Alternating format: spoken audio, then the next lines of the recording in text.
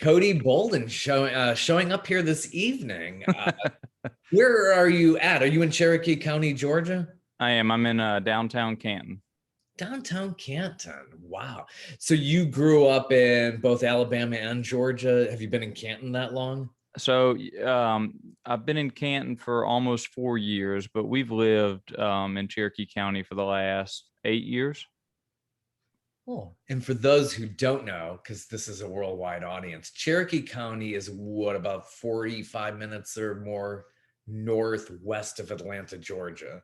Yep. So where I'm at right now in downtown Canton is probably 35 miles north of downtown Atlanta.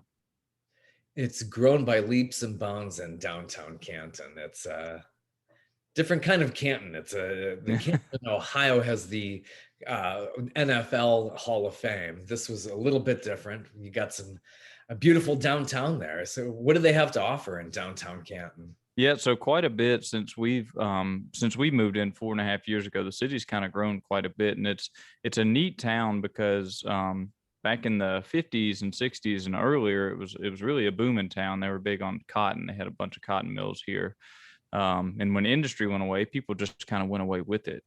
But over the last 4.5 or 5 years, they already had some things in place. The downtown was already there because, like I said, it was kind of a booming town at one point, but restaurants have started to come back. Reformation Brewery built on the mill here, which is right on the river. So there's quite a bit to do in the evenings now. So where have you been performing in Canton? That's where I heard about you. It was the local Fox affiliate that had you on, and I was like, Oh, got yeah. some serious culture in downtown Canton. Yeah. What is the establishment where you're always playing? So I bounce around a little bit, but where you would have seen me, I think, would have been through Greenline Brewery. Right. Um, they're a local brewery right downtown, 2 blocks from where I'm sitting right now. So it was kind of one of the places where I got my starts. They used to do open mics, and it's a little bitty place. You probably saw it, on the news clip, but so there quite a bit. And then around the city puts on events, and other restaurants put on events that we've been able to do in Canton. Great. That's awesome. It looks like a really nice place too. Some good beer there. And you have some kind of a deal with Greenline Brewery where you have like a feature QR code on their cans of a local brew. Yeah. So they've been making their beer for a while, and they've kind of been. It's a neat story because they've been open maybe 6 or so years. And when I started playing music, that was one of the first places I played open mic. And as they started to gain traction, we've kind of been on this similar journey, just going, in different destinations. So they've been brewing beer and selling it in kegs, but they just canned their first beer. And on the back side of their can, they have a little local artist showcase that shows, a QR code. It's got a little sketch of me. It tells a little story. So it's a neat partnership. That's really cool. So what's it like during the pandemic? What did you do during that entire time since you couldn't perform live? Were you doing stuff online and doing the PayPal and all of that? Yeah, here and there, and I'm a musician, but also have another job too. So I wasn't completely dependent on the money from gigging out. But to be honest, up our way and in Cherokee County, there were a few months where we couldn't go out and gig, but we are pretty fortunate to have a lot of outdoor space where people were still comfortable, whether it's at a brewery or at a bar that has an outdoor space, um, where that place was if you wanted to come out, if you felt comfortable to come out, you could, and it was still an outdoor arena that they spaced tables apart. So, but yeah, definitely live streams and things of that nature. So how's the reception been during the pandemic? Did you get a lot of response and people chipping in on supporting you? Yeah, certainly. I mean, definitely attendance was down, but tips were up. I mean, because we were all in the same thing together. I mean, even with musicians, anybody like myself that had quite a bit of momentum coming into January of 2020, it stopped for everybody. It didn't just stop for musicians; it stopped for everyone. So we were kind of all in that same boat. So it was very supportive. Nice. And so really seemed to come back around April of 2021. It seems like things were really picking up. So that's, saying, hey, we're really now open for business in Canton. Right. And it was kind of a weird thing because it was a weird thing because we as musicians want to play shows as all, whenever we could get back to it. So it's kind of a weird thing if we did get one prior to April. We didn't really promote it. It was kind of one of those, if you know the space and you're comfortable with the space, we'll be here playing, but we're not necessarily going to blast it out that we're playing these locations. So have you performed outside of Canton? Are you pretty much staying in the Atlanta metro area? Or are you starting to travel a little bit more? I'm starting to travel a little bit more. So tomorrow I'm playing in Woodstock, and Good. Friday I'm in Macon, and Saturday I'm in Macon again, actually. So trying to kind of hit I was in Clayton, Georgia last weekend, and then Macon actually again last weekend. And then we've got some Augusta and Savannah and Charleston stuff coming up too. Got some good locations. Clayton is gorgeous. I It haven't been is. for a while now, but yeah, I love North Georgia. I love the mountains, and I'm sure that's quite inspirational for you to go up and play in some of these places. Yeah, yeah. There's worse places to play, that's for sure. And Georgia's got everything too. That's why we got the movie industry here, because it's just like California. I mean, we got the beach, we got the mountains, we got the city. It's just everything's here. So Savannah must give you a really good reception as well. Well, so I'm just now starting to kind of tap into that market. So I kind of built a little leg around. I played last year at this place called Allendale Green, which is just north of Charleston. Cool. And it's a Wednesday night gig. So I've kind of built this little leg around it. So I'm playing in Savannah on Tuesday night of next week, Charleston Wednesday, Augusta Thursday, Conyers Friday. Busy schedule. So how does that mesh with the day job? Well, Quite flexible, I would think. yeah. So my wife and I own a pie shop called Pie Bar. Great. So I've been kind of gradually working my way out of the day to day in that operation, getting prepared to be able to take music full time. It's awesome to be an entrepreneur and just be able to control your destiny. Yeah. But Yes. there are the other headaches too. You're in charge of a lot of stuff too. Yeah. A lot, at least in my experience, a lot more work for a lot less money. The one who has to answer the phone. Yeah, that's nice when I have to work for a big company. It's just like, you all answer the phone. I ain't dealing with this. I don't want to deal with the paychecks. Right. Calling in sick. Right. Right. That's awesome. Pie bar. So I mean, that's a whole other aside. So that's really cool. So it must be good. It must be delicious. So far, yeah. So we're celebrating 6 years in Woodstock this September. Sweet. Yeah. Docs change a lot too. I've been in the Atlanta metro over 32 years now. So I remember Woodstock being an outpost and and then when they started building houses out there like crazy. Yeah, I'm not sure when's the last time you've been there, but the last 5 or 6 years there, it's certainly seen some changes. Just passing through, and I've come off of 75. I have to take shortcuts.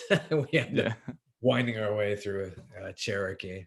That's right. really cool. So growing up, where were you in Alabama growing up? You were between Alabama and Georgia. Yep. So I was born in Alabama in a town called Ashland or Lineville. They're right next to each other. But so my mom and dad split up when I was just a kid, and she moved to Augusta, and my dad stayed there for a little while, but then moved. But we always kind of went back, when my dad's always had that property. It's a family property. So I grew up and went to school just south of Augusta in Waynesboro, Georgia. But we always kind of went back, and he has since moved back to Alabama. And I don't know, it's just always kind of held a spot for me. Yeah, seriously. So the music it was there for a long, long time.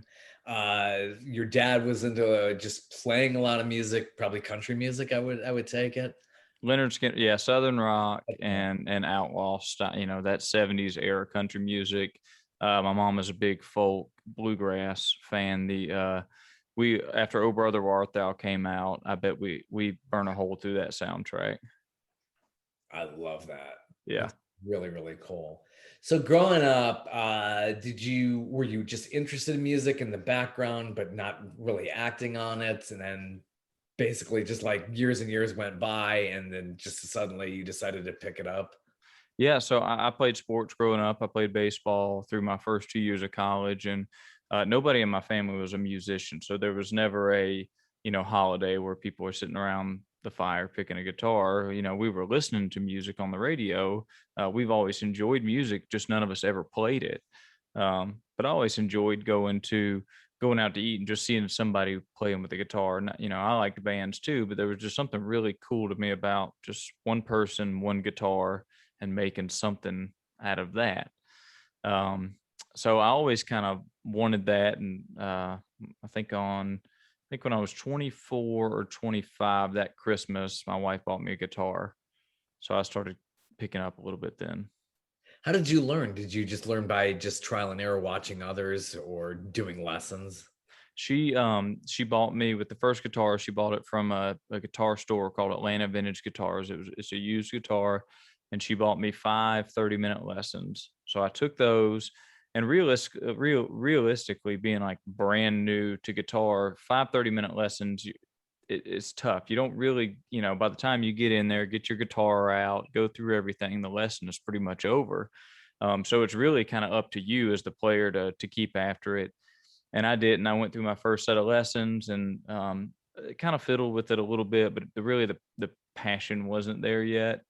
And then the next year, she got me like an intro to guitar course at KSU, Kennesaw State University, and it was a full semester. So I got to go for a full semester once a week. It was a night class, and that kind of got me back in the groove, and I've been at it since then. Nice. What type of guitar did you end up getting? Yeah, so she got me, the first guitar I got was an acoustic. It was an Epiphone. So it was a good starting out guitar. I've since bought another acoustic guitar, and actually I'm playing a lot of electric guitar now as well. Nice. Yeah, that feel, it seems like it's very sensitive. Like, you know, to get that sound, it's like, no, it's larger than life, I'm sure. So yeah, there's something neat. I mean, an acoustic, I really enjoy an acoustic because that's something you can just sit in a room, not being plugged in or amplifier, and you can just play it. But there's something about plugging it into an electric guitar and the way the way you can turn it up and hear it come through the speakers. Probably feel it the way that Bob Dylan, when he decided to go electric, it was just like, who was doing that in the 60s? All Yeah. Folk guys going guitar now. Yeah, exactly. The big purists and everything. So Skynyrd was part of your repertoire growing up. Who else? I guess all those Southern bands like Marshall Tucker and everybody else. They were. So I would say mostly Lynyrd Skynyrd. And then, I grew up in kind of like I was born in 1990. So I grew up in the what we call now, like the Golden Country area, a lot of Alan Jackson. Yeah. As much as people give him trash, a lot of Garth Brooks, a lot of Brooks and Dunn. So anyway, that's the kind of music, even though I don't really play it much out now. I play a lot more like Willie Nelson and Waylon Jennings. That's the kind of style of country music that I grew up hearing on the radio. Yeah, I'm sure you probably got a lot of Alan Jackson in the 90s. I thought he had a place out here in Paulding County or somewhere like that. It was always in the newspaper about how I think he's from Noonan area. Yeah.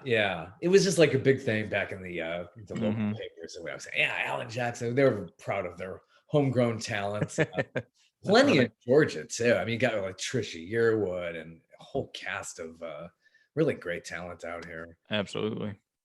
So getting back into the guitar and all of that, you've learned as an adult. So it's actually probably, I would imagine, tougher as an adult. It's probably easier when you're a kid and you're not overthinking it as you're growing up and learning an instrument.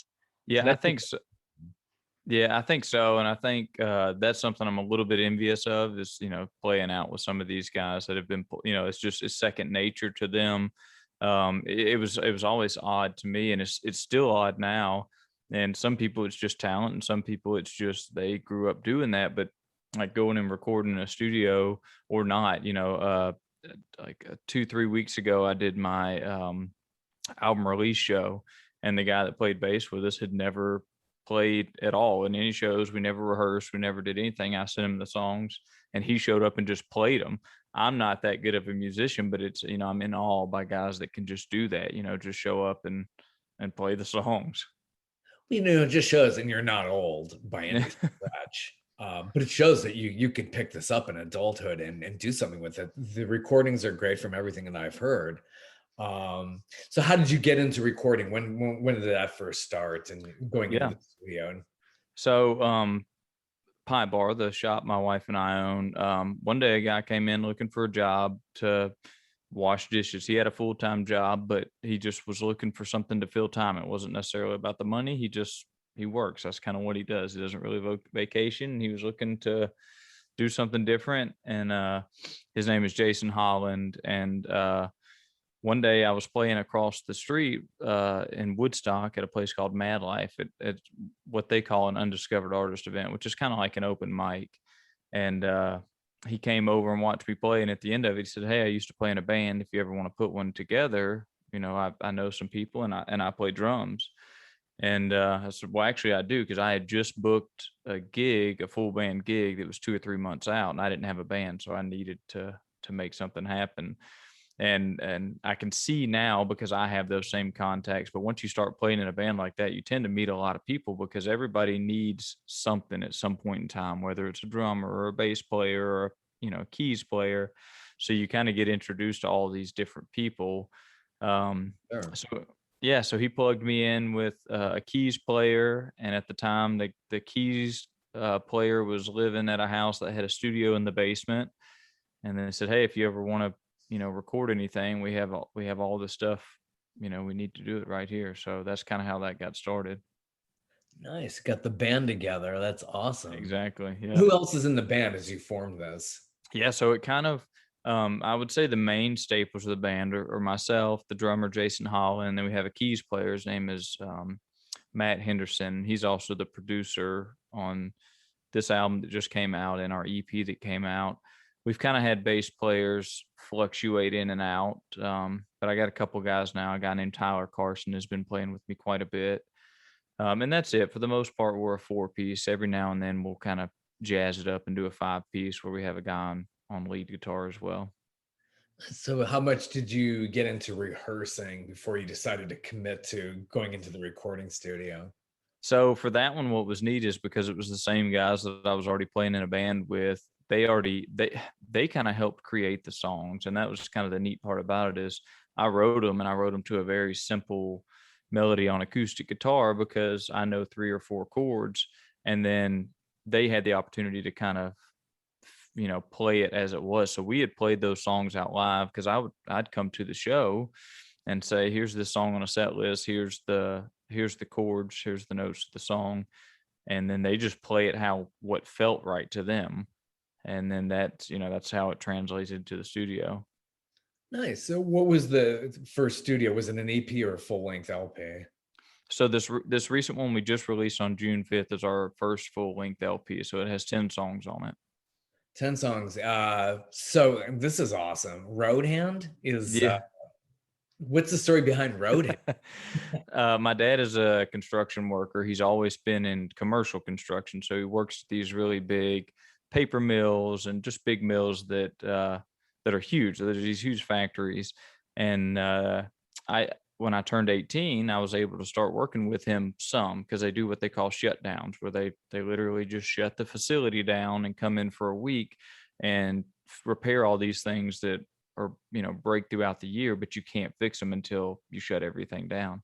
Hmm. And I remember working with him, and I was just like one of these guys, and he said, "That's a road hand." And it's basically guys that are skilled labor that kind of travel around to these different towns, that go in and work on these shutdowns. They can make really good money for a week in Tuscaloosa this week, and then next week in Savannah, and then next week wherever else. So it just, as soon as I started playing music, it just felt naturally. It's the same thing as a musician. They're kind of these skilled laborers that go from each town to town, doing this job, which is playing music.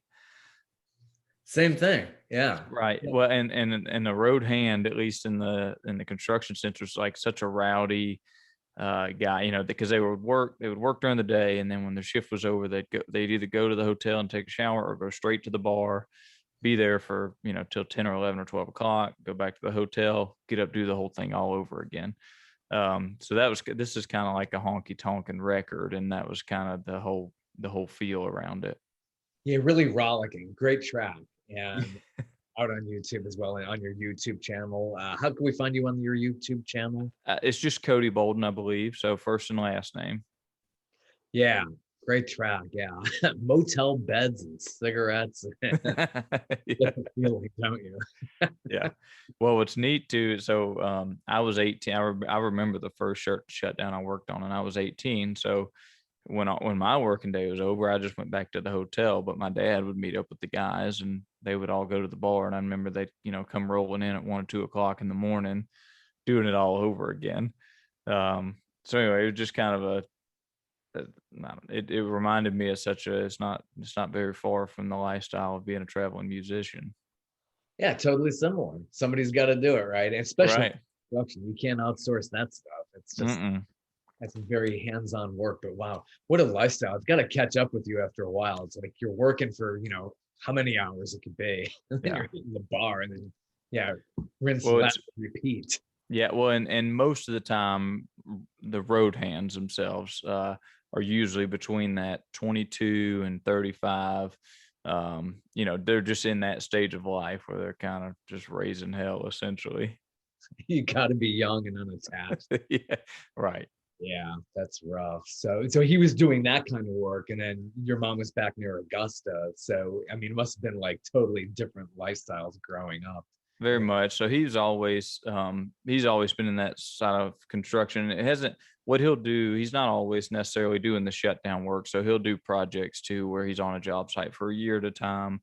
But yeah, definitely two different my dad's always been a rambling man, that's for sure. Wow. Yeah, it's tough. It's hard work. It really is. But it's what keeps the world going. Exactly. Yeah. People are building things and we're using them, and it's just like that's how we keep going. It's in a modern life at least. So Well, and it was great experience for me too, because I went going to college at the time for business management. I wanted to go into construction management, but I ended up getting a business degree. And throughout, my 4 years of college, they were teaching us all these admin things, right, on how you're supposed to manage somebody and how you're supposed to do all these things. But I was literally in the field seeing the other side of that coin, seeing the perspective of the person that I'm supposed to be managing. So it's really helped me kind of bridge that gap, especially when I graduated school and got my first job. And I don't know, just kind of guiding through life in general, trying to see both sides of the perspective, not just one. it's interesting. Did you play college baseball throughout college, or My first 2 years, so I went to ABAC in Tifton, Georgia, my first 2 years of college, and I played down there. And then both my wife and I transferred to Georgia College and State in Milledgeville, and I didn't play there, which we weren't married at the time. We got married later, but we were still dating. sweet? God, you've been all over Georgia. Yeah, yeah. And it's what leads to another song that you've written about. It's just how hot it gets here. It's too damn hot. Too damn hot. No AC. That's right. Feeling those floorboards. What a great, that really captures this state. Being here well over 3 decades, it's just wow. I get that feeling. Yeah. Yeah. So I drove a 76 F100 for almost 6 years. I just sold it last November. And yeah, there's nothing like a Georgia summer in an old truck like that where the heat's coming off the motor. And I wrote that song in downtown Woodstock. I had pulled out of our pie shop and took a left on the main street. It was like 5:30 in the afternoon, and traffic was it just stopped. And and the older vehicles like that, as long as you're moving, you're okay because they've got the windows that fold in and airflow. But if you're sitting still, you're done. Wow. So there was no AC by design, or was the AC just simply broken enough? No, that I don't even think it came in that truck. I moved down here with a little rusted out Toyota Corolla, and 1983 Toyota Corolla. I came here in 89.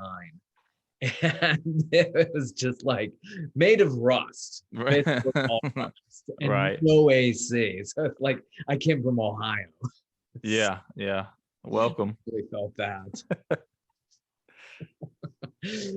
Fun times, yes. So this album took about what, 6 to 8 months to record? Not so we started recording in September, and it was probably wrapped up in January. So, yeah, 4 or 5 months. The biggest thing was um when to release it. At the time we started recording, which was August or September of last year, we still didn't know. And really coming into this year, we didn't know, but I didn't want to put out, I'm not quite at the tier where I can just put out an album and let it do its own thing. I need to put it out and then I need to go play shows and help promote it. So that was kind of the big question is when was the time to put out the album that we could play shows behind it? Yeah, and that's, it translates really well with the audiences, I'm sure. So it's really a great feat. So, and we could order the album through your website as well. You can. So you can, if you want to buy a physical copy, you can buy it at a show, or you can it's at codybolden.com. There's a merch tab, and you can buy it there, or you can buy it, or you can buy it at Apple iTunes, or stream it Spotify, or wherever it is you stream music. Yeah, it's nice these days you could take it with you, but there's nothing like having the physical copy and Yeah. sheets and all Yeah. of that. So, so just on CD, do you have any vinyl, or vinyl is just too out of the question? No vinyl at this time. If there's enough, but vinyl is an investment. So I wasn't prepared to make that investment yet. CDs aren't quite as expensive to have produced, but I didn't know if, I might do this one on vinyl down the road, or I might do the next one. Because recently I've gotten into vinyl over the last 2 or 3 years. And I personally, I want a copy for myself, but I don't know how many people are willing to pay $25 or $30 for it right now. And that's kind of what you need to get out of it at the run that I would do.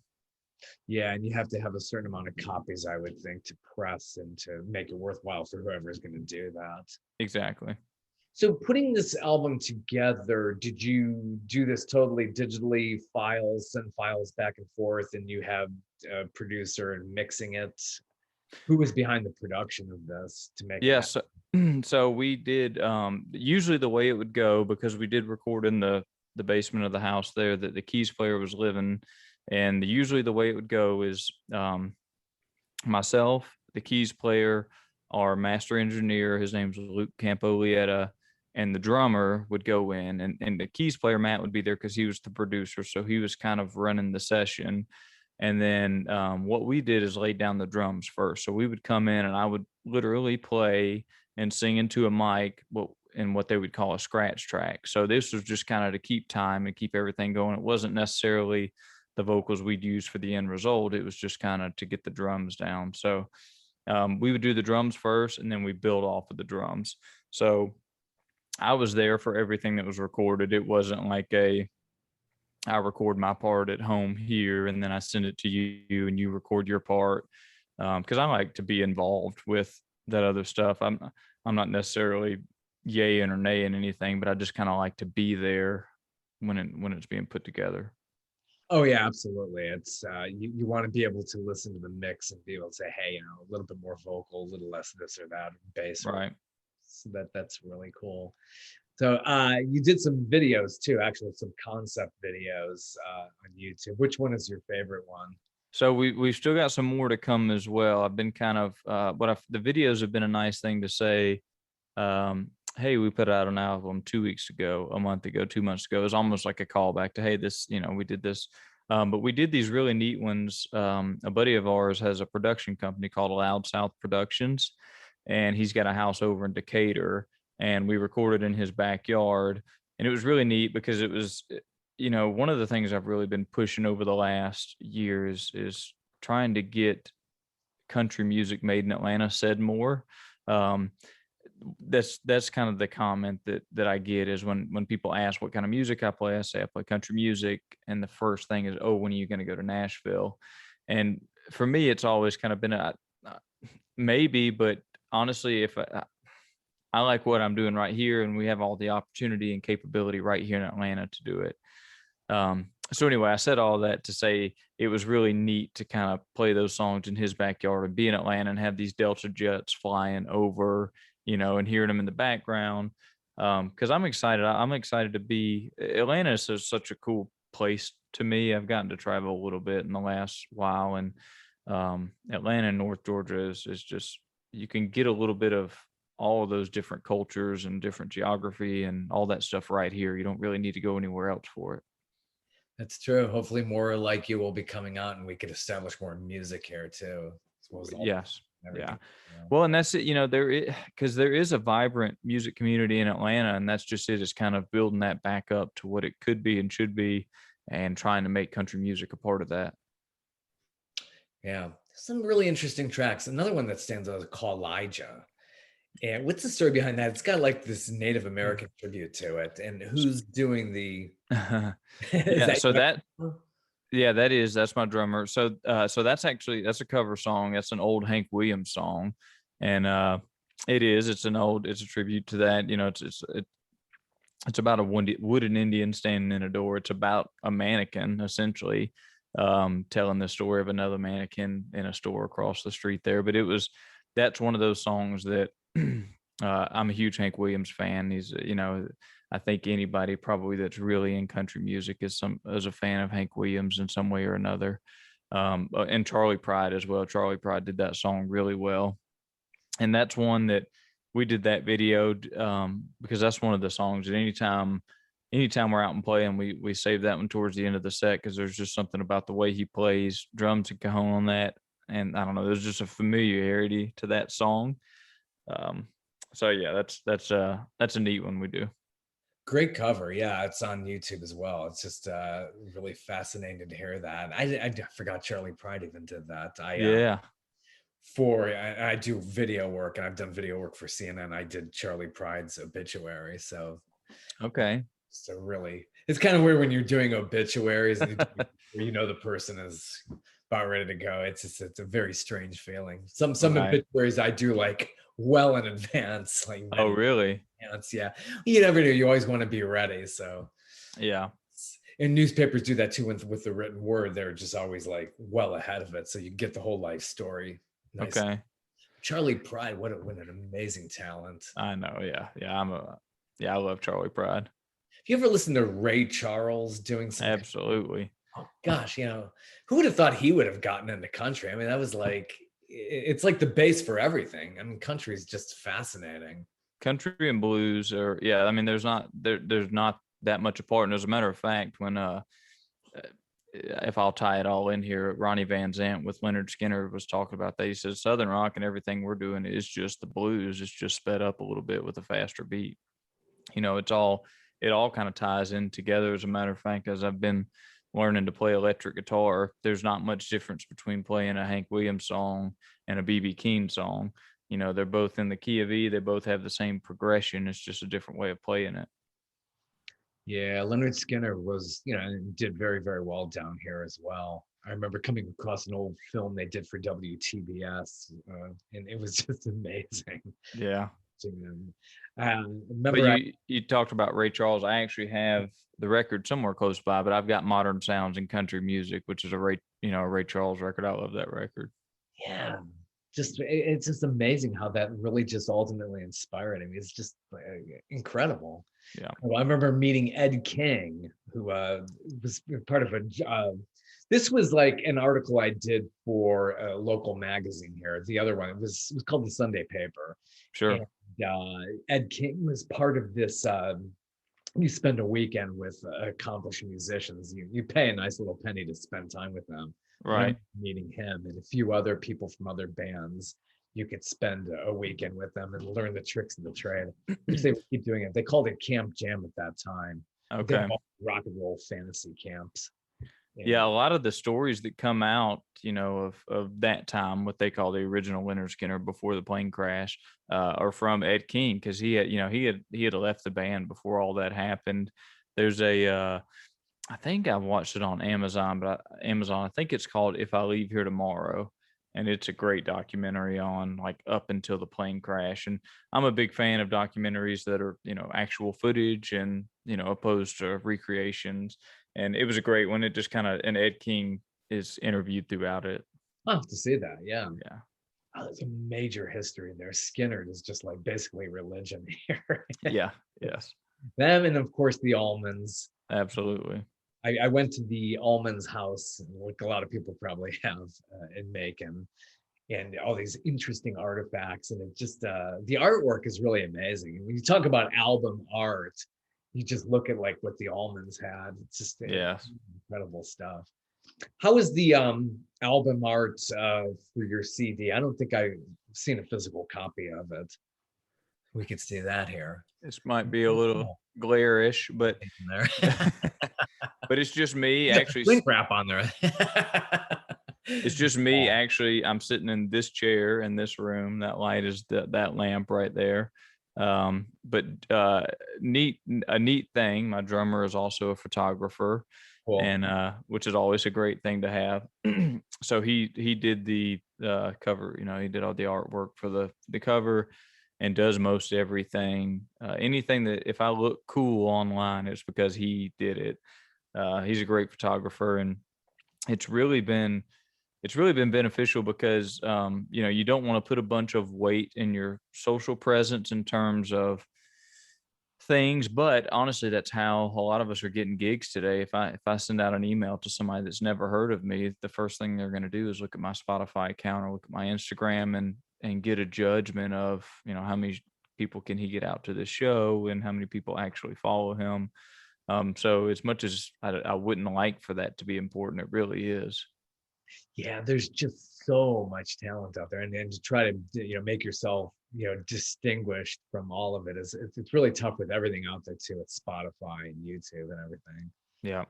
That's got to be really, really tough. So the writing process for you, how do lyrics come to you? Do you just get lines stuck in your head and you basically, I got to go run and write this thing down?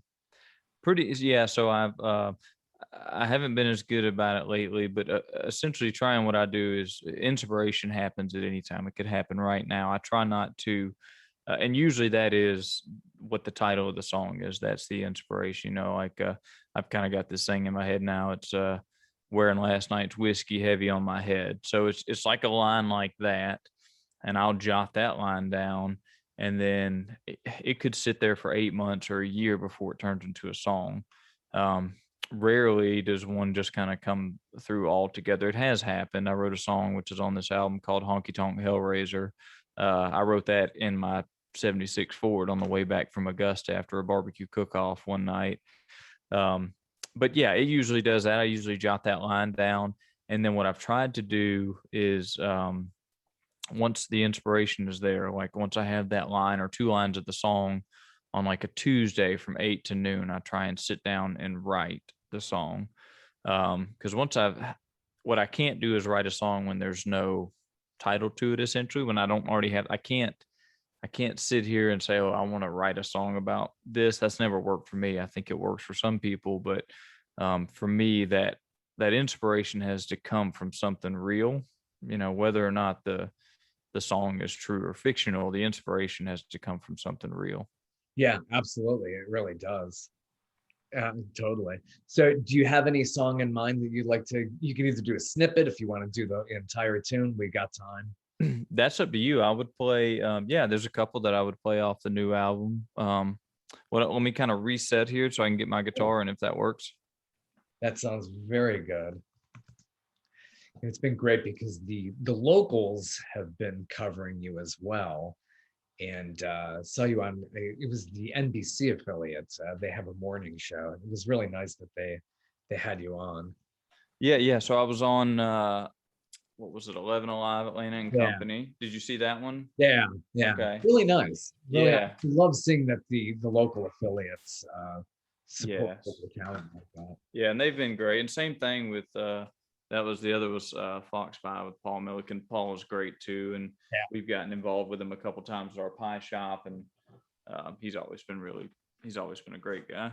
Gets all the fun assignments. He's one of those local reporters who has all the fun at the station. Yeah, absolutely. Let me get this tuned in here.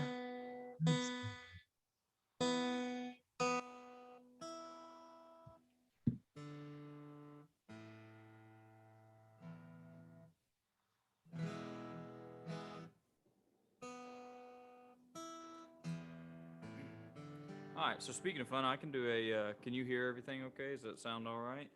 Maybe a little bit more vocal. vocal, a little less Yeah, I guitar. kind of got a little away from you there. Let's get this. I'll just put it right here. This thing tends to pick up the guitar pretty good.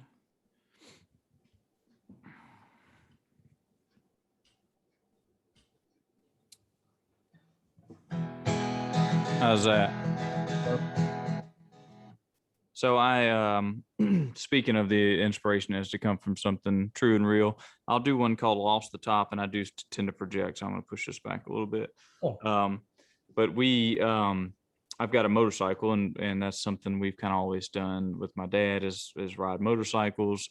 And we did this event up in Tennessee at Loretta Lynn's ranch called Tennessee Motorcycle and Music Revival.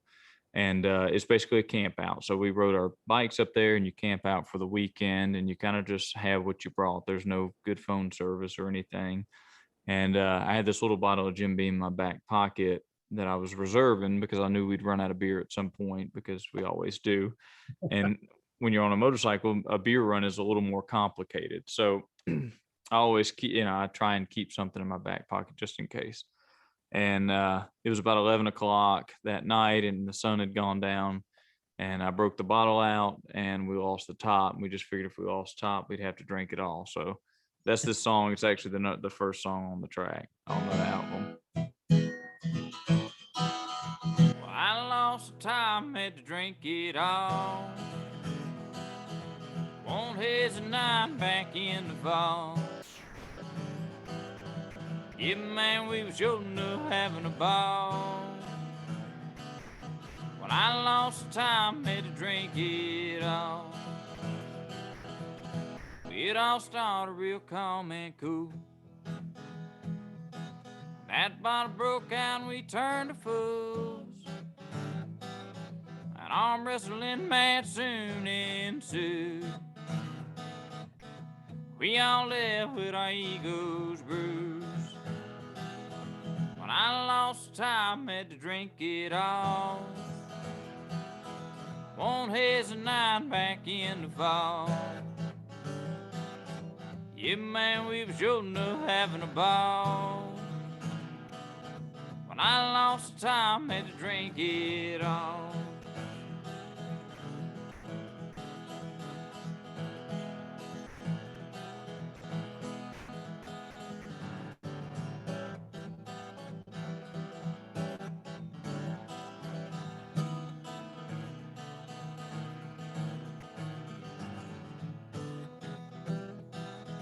When it comes to whiskey, don't waste no drill. We'd knock it down, sip for sip. Ended up laid down in a Rocky Creek bed. Nearly got run over, so they said. When I lost the time, had to drink it all. Won't hesitate back in the fall. Yeah, man, we was sure enough having a ball. When I lost the time, had to drink it all.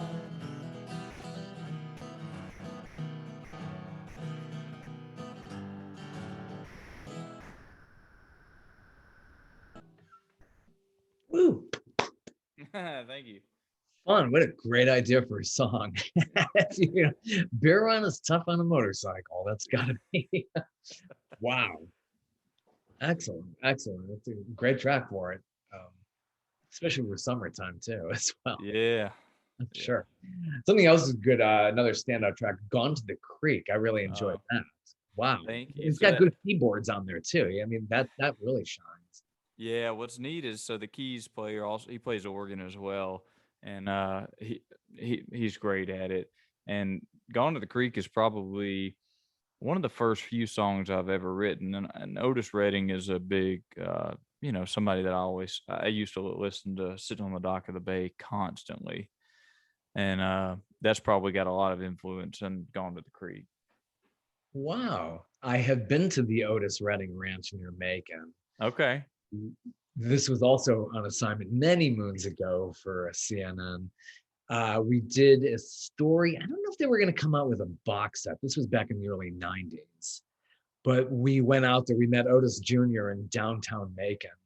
and followed him out there to the ranch, which is like, you can't find it. If you're trying to look for Right. it, it's good luck. There's a Yeah. sign once you get there. And Mrs. Redding spoke with us, really, really nice.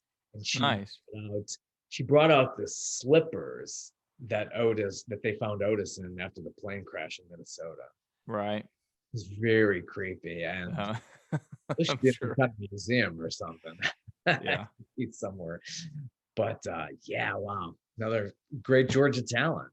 Just there's just tons of it. And I once saw Little Richard too. Oh, nice. In Atlanta. Yeah, just look like a walking wax figure, something you see at Madame Tussauds. Yeah. Like this animated walking wax figure, just really stood up. He's just walking in the lobby of the hotel, like no big deal. It's weird when you see people like that who, you've mostly only seen through a TV screen. They feel magical in a ways, it's like it's not real. Yeah, felt that way too. I actually walked right up to James Brown. He was coming in for an interview. I can imagine. The same thing was like, and I just accidentally walked right in front of him. He was coming to me. I said, oh, sorry. He goes, hey. I said, hi. Just like that. Just like the big teeth and the sunglasses inside. Everything. Mr. Dynamite. Yeah. Yeah, I mean, just like, gosh, I mean, something about Georgia. I mean, we just got so much great stuff coming out of here. Yeah. So yeah, the album's great. Yonder Way, that's another one I want to mention. Where did the idea come from that? So Yonder Way is the very first song we ever did any recording for. So that was not long after I'd met those guys, and they said, "Hey, if you want to record a song, let's do that one." And it's still the one we end our shows with every night when we play. Um, Yonder Way is about. Well, I mean, there's distinctly it's a lot of things, but there's a distinct time. My dad is a very traditional style guy, to where now if we need direction somewhere, we just type it in our phone. But he still, tears a sheet out of a magazine or gives you a napkin and draws, a line this way and a crossroads and a square for a church, and you take a right down here.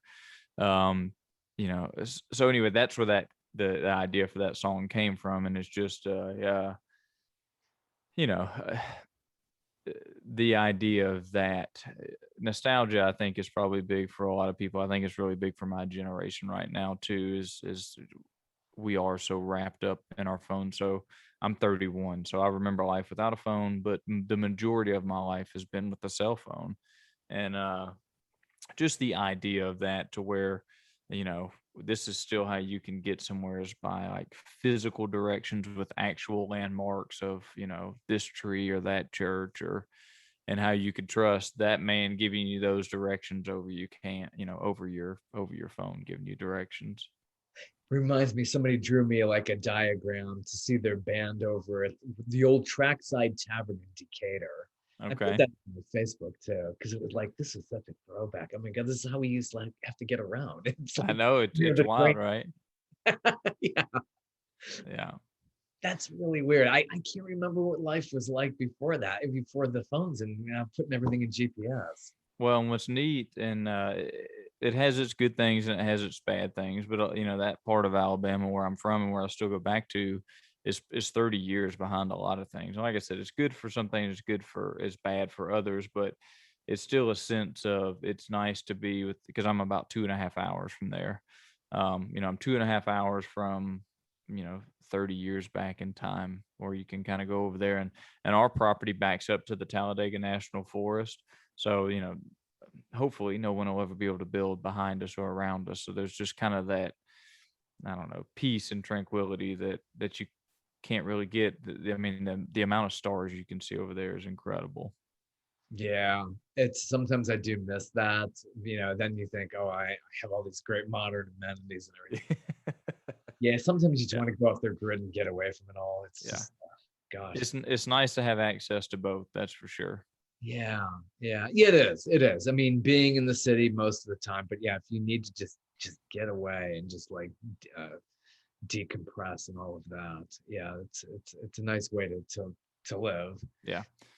Well, it's so, like, last Tuesday, because since we have a pie shop, normally our days off are during the week. So last Tuesday, I got on the motorcycle, and that's what I did. I rode to Alabama, and for fun, what we did was rode the back roads. We got in the truck and just rode dirt roads over the mountain. You know, it's still just like you would have done 50 or 60 years ago. So that's still fun to me. And what's fun to me is the idea that I'm still having fun doing that. Yeah, yeah. You need to do that. I always think about that too, taking those secondary roads, really go into the downtowns because the freeway cuts through everything now. Yeah. So just nice to get Yeah. out. I always say, like, what's social circle like? I should get off the road and see what's going Right. on there. Yeah. Well, and even for me mentally, it's just, I like the idea that I'm actually getting joy from that, which is something real opposed to something not real, so it's still nice to kind of have that bit of feeling, and know that that's still there. So you're by the Talladega National Forest. Do they do controlled burns over there? Is that some? Sometimes they do. They actually had somebody. So there is the road we were on last Tuesday is the mountain road. It runs the ridge of the mountain. And like 3 or 4 years ago, somebody intentionally, not in a controlled burn environment, set it on fire. I have no, other than just ill will. I don't know that why, but it burnt all the way down to our property, which is quite a bit of a ways down the mountain, which kind of killed off a bunch of stuff. But now we're on the backswing of that to where it's kind of benefited now. Everything that can grow up a little better now, and everything's kind of greening back up again. Yeah, years and years ago, they were saying they were doing controlled burns over there, and I could smell it all the way over here. I'm on the other side of. I mean, I'm in near Norcross. Right. It's like, gosh, this thing's a few hours away, and you could smell it all the way over here. It was such a wild thing. So they out there, we never hear anybody. I mean, we're 35 minutes from a town. I mean, there are neighbors that live within, 100 acres or so of us, so you can hear things every now and then. But when that fire was going, they had the national forestry people in, so there were people out in the woods physically putting out the fires. They go out in the woods, and if they see a fire, they go stomp it out. But it was so weird to hear these voices coming out of the woods where, I've been going my whole life and not hearing anything, and now it was really kind of an eerie thing. Yeah, that is. I really, you wouldn't expect that here in the South. You only hear this, this really happens out west. It gets really dry. They're having that issue again this year. Yeah. Every single year. Geez, the I West know. is always burning. I know. Yeah, really bad. Another track I wanted to ask about it, Eyes on the Door. What's the Yeah. story on that one? So that one, when I wrote it, I didn't really think about it, but I think "Eyes on the Door" is probably about my mom and dad. Rambling's in my blood, which would be my dad. Loving's in my soul, which would be my mom. That's the opening line to the song. Um, so that was just another thing. I've had eyes on the door ever since I carried you through it. Now I got eyes on the door, just hoping you'll come back through it. Um, and that was one of the first few songs I wrote too. It was pretty neat. Like once I started writing songs, I guess I just had all these things that needed to come out that unbeknownst to me. Yeah, it's totally like write what you know. That just it's so much more natural and probably a little bit easier in a certain way, but hard because you're kind of putting it all out there. This is my life. Here's this. Yeah. I think once you get in that too, that is the deal, right? It's really weird at first. And I've never been the type, like, I don't get nervous before shows, not mentally. I don't get nervous because I'm playing the song and I'm playing it the same way I would play it, whether you're sitting in front of me, 100 people are sitting in front of me, or no one is sitting in front of me. But certainly, like, it's still nerve wracking to have a new song and play it out for the first time. And I still I don't really like to play a song out loud until I'm either almost done with it or completely finished with it. I don't really like to put out like a early work in progress. Yeah, I always wonder about that because sometimes some artists want to test a new song in front of a crowd. And I don't know how fair is that really if people haven't heard it before. That's really kind of tough because they Yeah. want to kind of hear the tried, the true, and familiar. So that's kind of probably a tough thing to kind of balance out, I'm sure. Well, and it is. And for me too, I think I would still, once I've written a song, I'm comfortable. Like, if I've written a song and it's done, I'm not going to go back and rewrite it. So if I play the song and it's not getting a response, I just stop playing it. But if I've started a song and it I could see it being this way. If I've started a song and I'm really getting a lot of response from it, I feel like I wouldn't be able to write the second half of the song as good as I wrote the first half of the song, because it was that's for me. I don't want to even get any sort of feedback until I've already said, okay, this is people are going to like it or they're not going to like it, but I'm done, with that editing process of it. Nice. Yeah. You could feel it from the stage, what's working, what's not. And Sure. how much of your show is covers and how much is original? Well, if I'm doing like an hour and a half and I'm the show, I'm either the headliner or the opener, hour and a half will be completely originals. These 3 and 4 hour gigs, that I'm playing a lot of right now, just kind of cutting my teeth and doing the honky tonkin'. It's half and half. Nice. And speaking of doors, you have a song called Screen Door. Yeah. Yeah.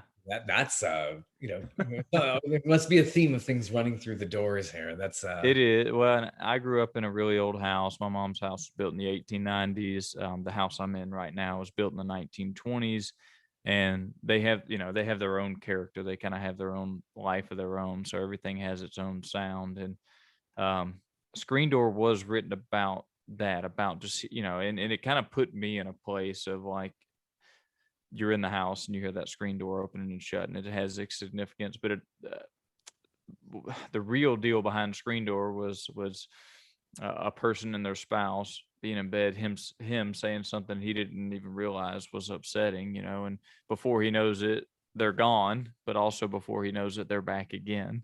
It's just kind of that tumultuous type relationship, but also the tie-in of like in a country setting of that. I mean, I just remember, even now it's just my wife and a dog now, so I can distinguish between them. But I remember growing up, I could tell if it was my mom coming through the front door or my stepdad or my little brother, just by the way the door shut or by the way, the cadence of their footsteps. There's just something neat about an old house that you can kind of figure those things out. sweet. Would you like to do one more song for us this evening? Yeah, I'll do one more, and I'll do Screen Door. I'll do Screen Door. Great. Was sound wise okay on that other one between? Yes. Okay. Yeah. Sometimes we'll get a little bit of squelch, and that's I'll blame on the people at Zoom. Okay. Okay. Nothing we could do there. That's a beautiful microphone.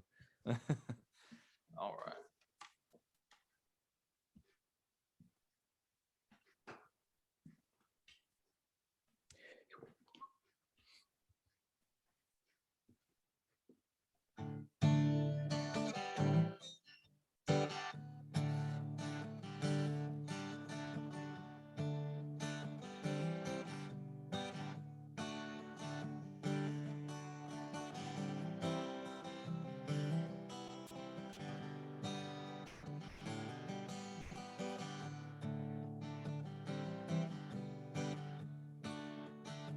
Well, I hear that screen door creaking on the porch again. Is it because she left, she just come back in? Yeah, sometimes it's hard to tell under the spell we're living in, when I hear that screen door creaking on the porch again.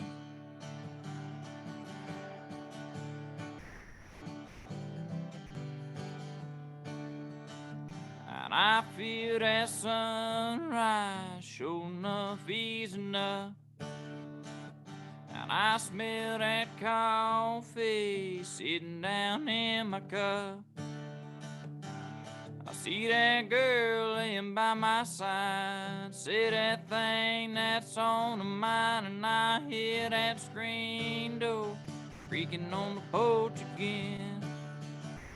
Yeah, I hear that screen door creaking on the porch again. Is it because she left, or she just come back in? Yeah, sometimes it's hard to tell under the spell we're living in, when I hear that screen door creaking on the porch again.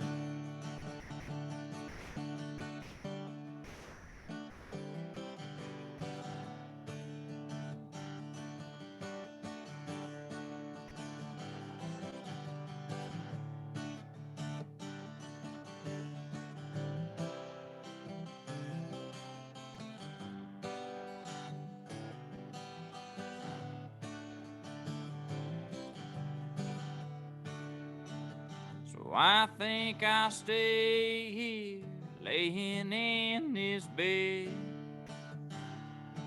as the thought of what just happened plays in my head. 'Cause if there's one thing that I know, before I can figure what made it go, I hear that screen door creaking on the porch again. Yeah, I hear that screen door creaking on the porch again. Is it because she left, or she just coming back in? Yeah, sometimes it's hard to tell under the spell we're living in, when I hear that screen door creaking on the porch again.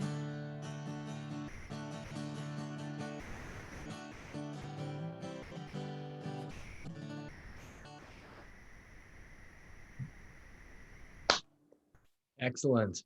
Thank you, thank you. Well, thank you for a wonderful evening, and best wishes to you as you get back on the road, traveling throughout Georgia, hopefully the entire Southeast and beyond. Yes, yes, thank you very much. And hopefully more recordings coming from you soon. Yeah. Enjoy. Well, thank you very much.